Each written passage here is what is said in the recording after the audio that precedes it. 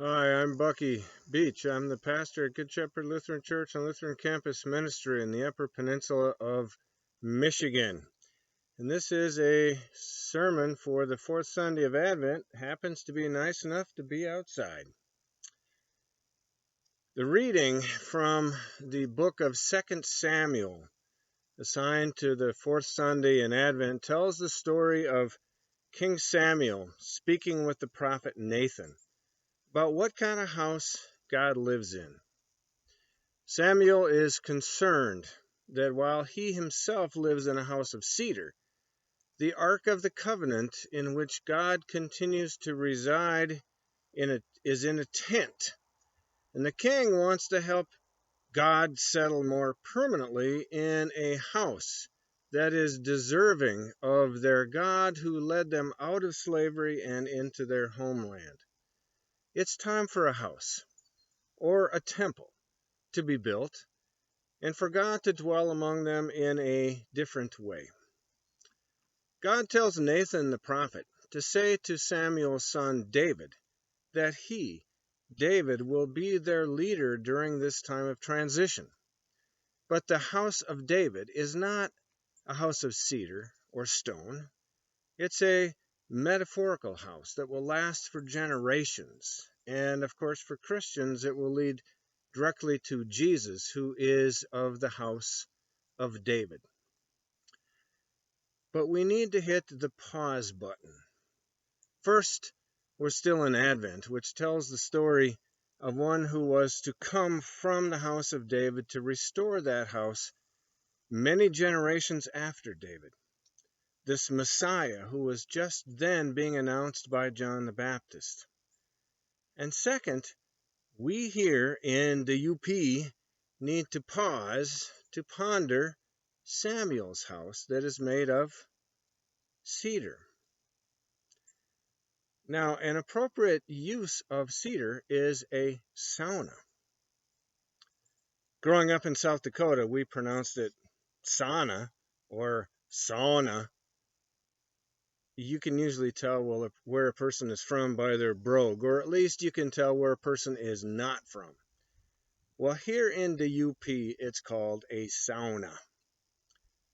That was one of the first very important lessons that I learned when I moved here. If yous wants to fit in, you got to learn how to pronunciate those words right, eh?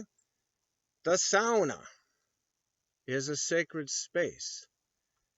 And I wonder if what God was saying was, I need a sauna more than a big old temple. Now, people around here would say their house has got to have a sauna. Some people even built the sauna first, and then the house. And it doesn't matter if the sauna is in the house or near the outhouse,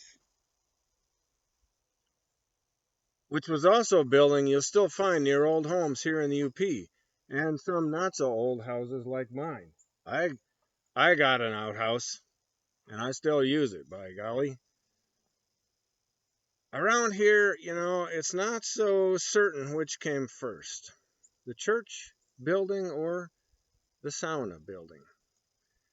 But the distinction between them is blurred after all. Just as the experience of the sauna blurs everything. It's dark and steam fills the room. It's hard to see or to recognize what is happening or even who is there with you. It's in the dark that things happen. It's the dark that provides the opportunity for shedding clothing and the heaviness of all that is troublesome. It is the dark and intense heat that cleanses and even burns off the excess weight and the dross that is crusted over our lives. In the dark, in the heat, we become purified so that something else can replace that everything that we need to be rid of.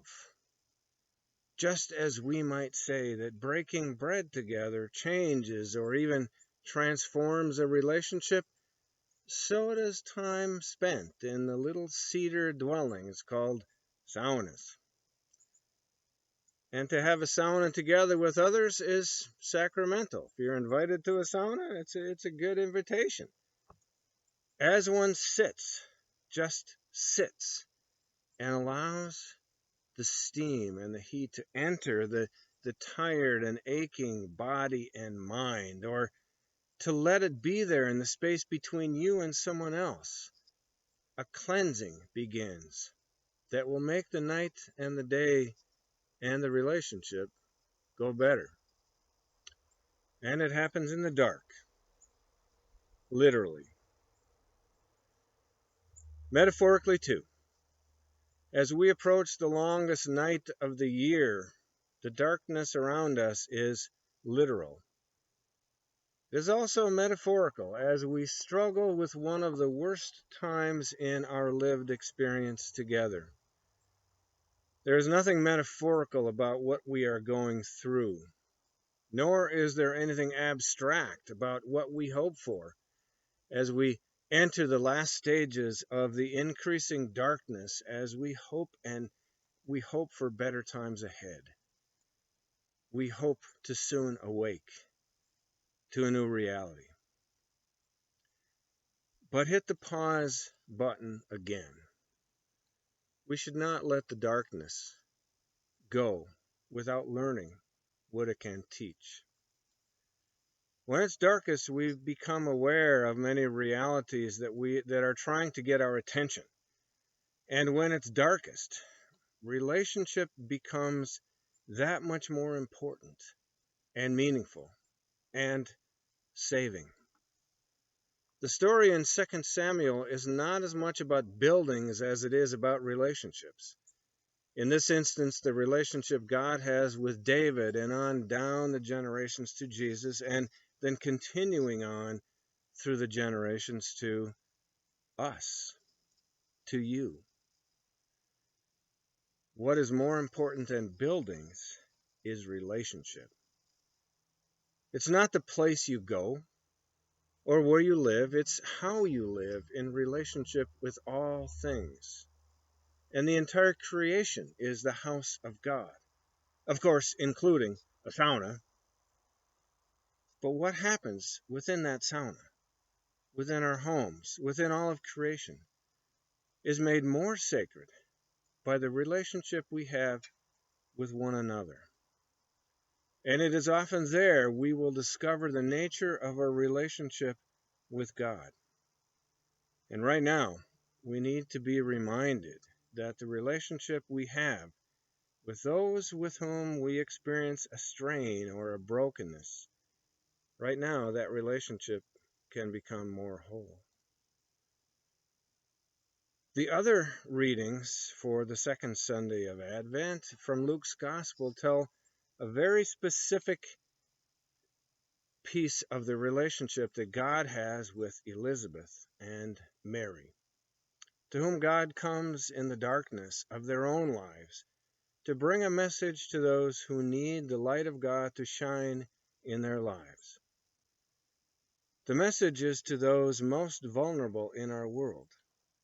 Just as God had a relationship with Samuel in his house of cedar, just as God builds a relationship with David that will last for generations to come, God reaches through the darkness to plead for God's people, to care for those who sit and suffer in darkness. Perhaps it is we whose darkness is not so overwhelming today, who are called to ease someone's burden. Perhaps it is we whose darkness is overwhelming, who hope for God to inspire someone to shine a light into our own darkness. It is in the darkness that we will truly find one another. It is there in the darkness that we will be found by God who comes to us. May Advent peace be yours this day. Thank you for listening.